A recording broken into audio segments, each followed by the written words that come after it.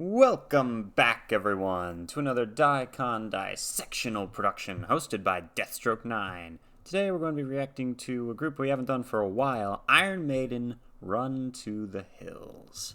Alright, welcome to the channel. If you're new here, hello, my name is Daniel, aka Deathstroke9, and here we react to music, and I try to figure out what the music and the lyrics mean to me personally. And at the end of every video, we do some research on the song and try to figure out what maybe the artist intended. Some facts about how they created the or produced it, the songs, the albums, whatever. So if that sounds interesting to you, consider subscribing to the channel and stay tuned for more videos. All right, we haven't done Iron Maiden in a while.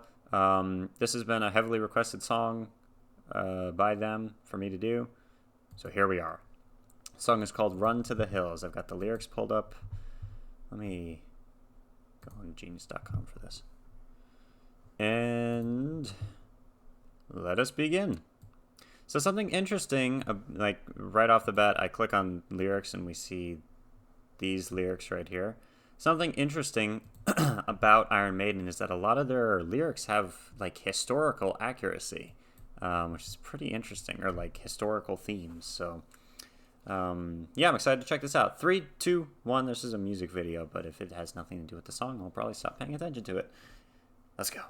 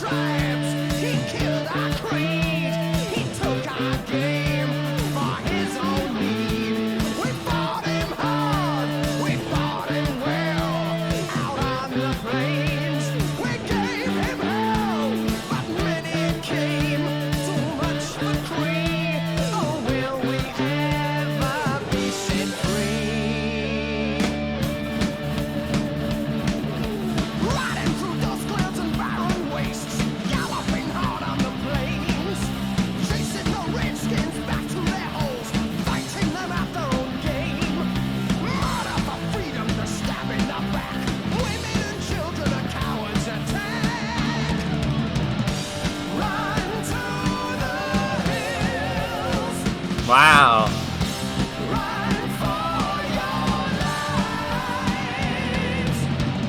Let me pause it there. Wow. So it was like, and I don't know this, we're going to take a closer look at the lyrics, but the beginning sounded like it was from the perspective of the Indians, and the second part was, not Indians, Native Americans, and the second part was like the perspective of the, people coming across on boats to try and just do whatever the hell they wanted. And yeah, now they're both fighting and now running to the hills, chasing each other. And I like how the music changed to sound like running, like the drumming and the riffage. That was good. All right, let's keep going.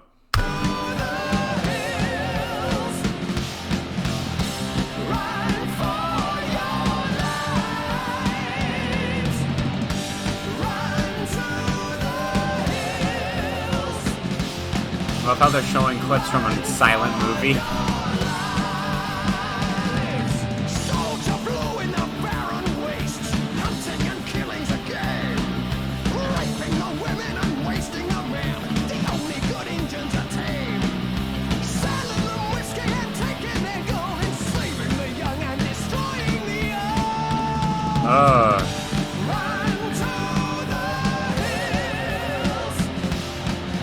The song is like so...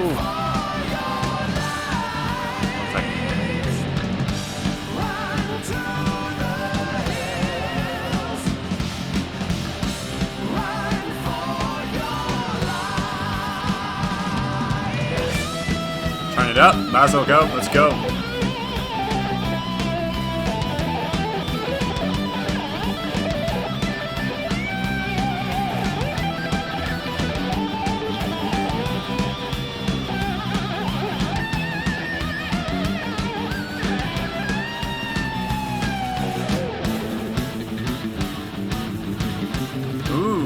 Awesome transition.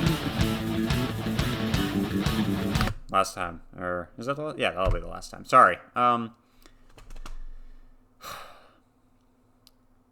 Something I wanted to say about the song is how fantastically upbeat it is. You know, like it's a... I'm smiling while listening to it, but I'm hearing what he's saying, and I feel like I shouldn't be smiling, you know? Like it's a very terrible subject matter, really. Not terrible, but I mean like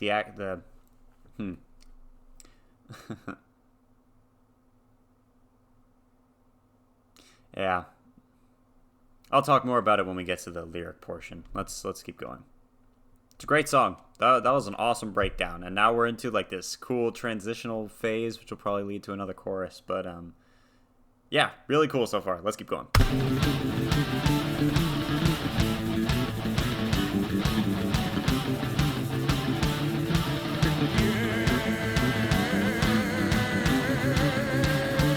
His voice is so good.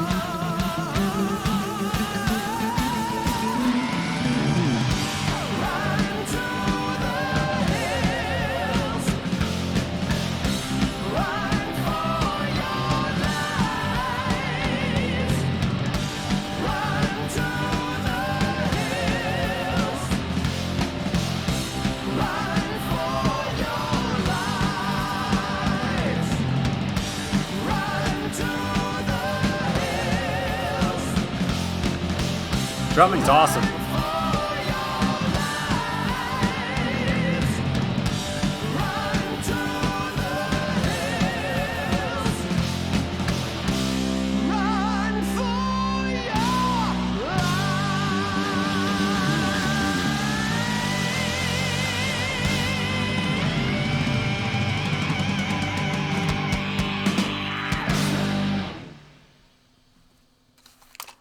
Alrighty then.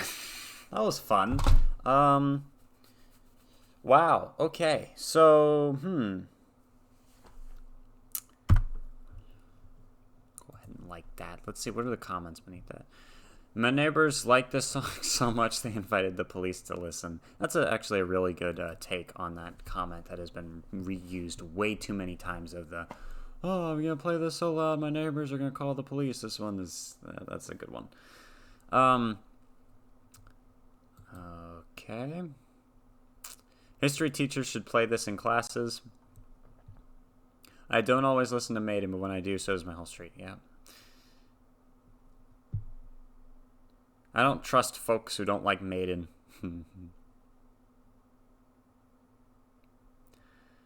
As a native, I love this. This captures the pain of my people, the brutality that my ancestors face. It just captures that. I love it.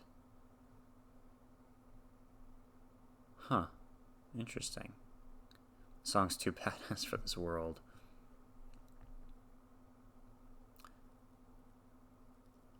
That moment when a white Englishman can describe the plight of Native Americans better than any history book. Iron Maiden is like a history band.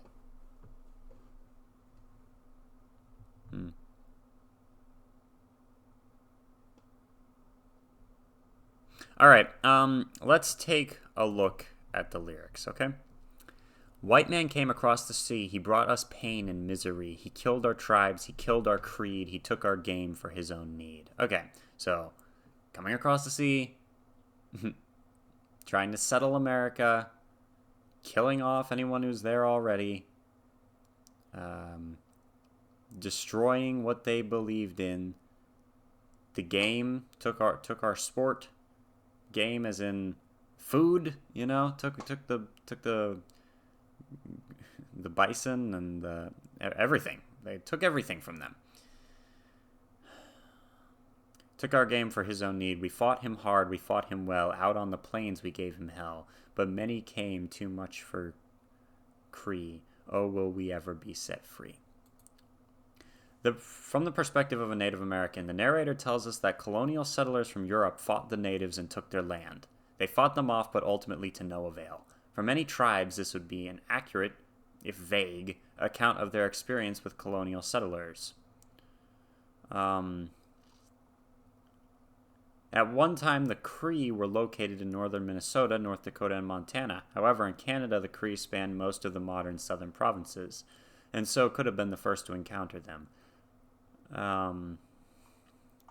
Okay, that's all they have to say about that line. All right. Riding through the dust clouds and barren wastes, galloping hard on the plains. This sounds like it's from the perspective of not the Native American. Chasing the Redskins back to their holes. Fighting them at their own game. Murder for freedom. The stab in the back. Women and children are cowards. Attack. Settler describing the fight from his point of view. He says the settlers were winning the fight at the land of the Indians, and he also says he has no qualms killing women and children. Run to the hills, run for your lives. Run to the hills, run for your lives. Run to the hills is an expression that means to run in fear from a problem or attacker to a higher ground. Yes. In this instance, it can also be significant, as in taking the high ground can hold a strategic advantage in battle. Should be noted that the final years of the battle for the American West, the Black Hills of South Dakota were an area that was hotly contested. They had been granted to the Native Americans who considered them sacred until gold was discovered there, at which time the U.S. government went back on the deal.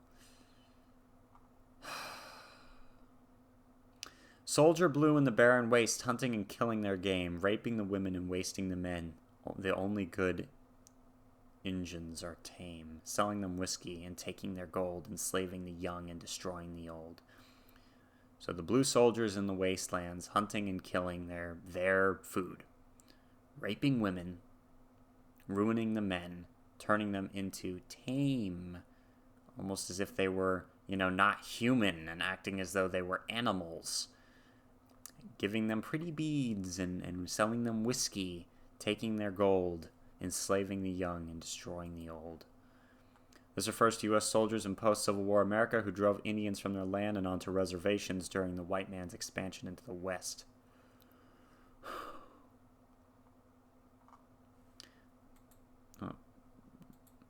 Many Europeans held a similar view, which led them to push natives onto reservations, meant to act as intermediate zones for them to transition into civilized existence.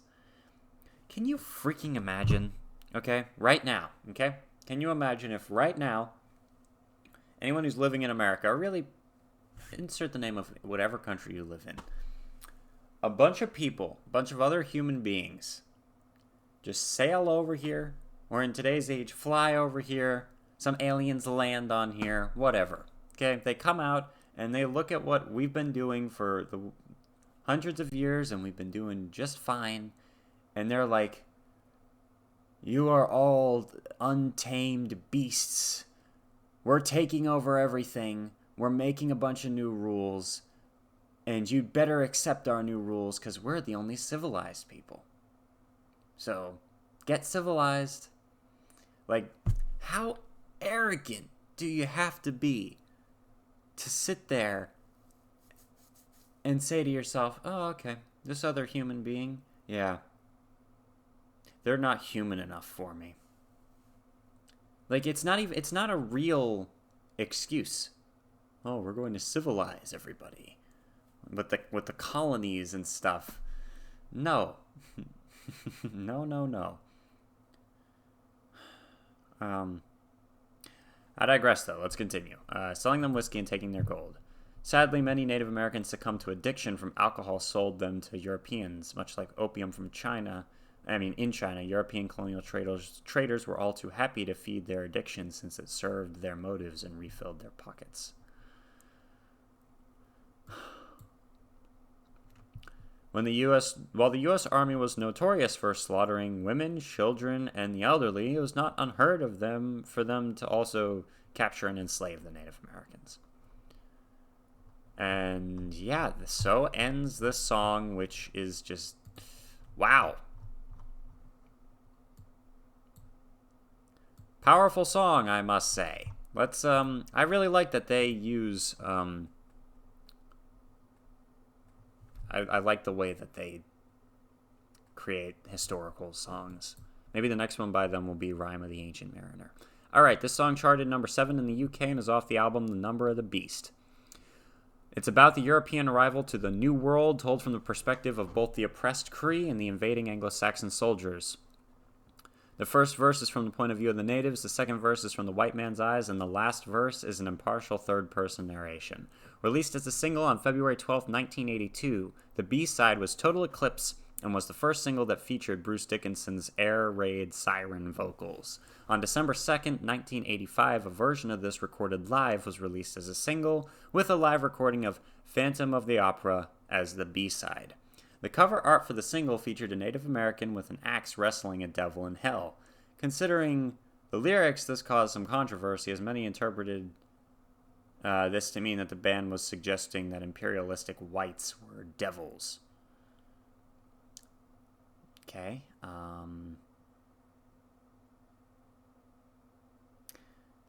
Okay. In 2002, this was re-released as a single to help promote a tour the band organized to raise money for former drummer Clive Burr, who suffered from multiple sclerosis. I apologize if I can't pronounce that, but let's look up what it means. It's a potentially disabling disease of the brain and spinal cord and central nervous system. That's awful. Okay. This was Iron Maiden's first top 10 hit in the UK. The cover art had the same setting as the cover art for the album The Number of the Beast. They were both set in hell with a red humanoid devil and spiraling gray clouds against the night sky.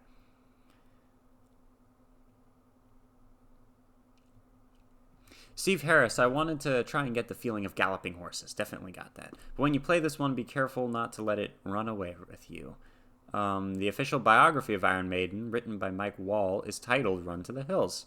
This song was covered by Metallica on their 1986 mini-EP Garage Days Revisited. At the very end of the last track, they fade out to the introduction of this song, and quite off-key as well.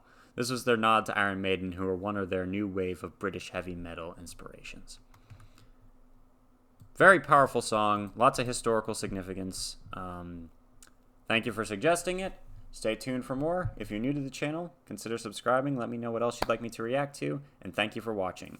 And if you'd like to support the channel, consider checking out my Patreon page if you want to. There's a bunch of full album reactions that you can see on there that have been blocked from YouTube, where we go in depth into dissecting them. And also, you will be supporting the channel and can request stuff and all types of cool stuff. But if not, just leave your request down in the comments below. Thank you very much for joining me. Deathstroke 9, out. See you soon.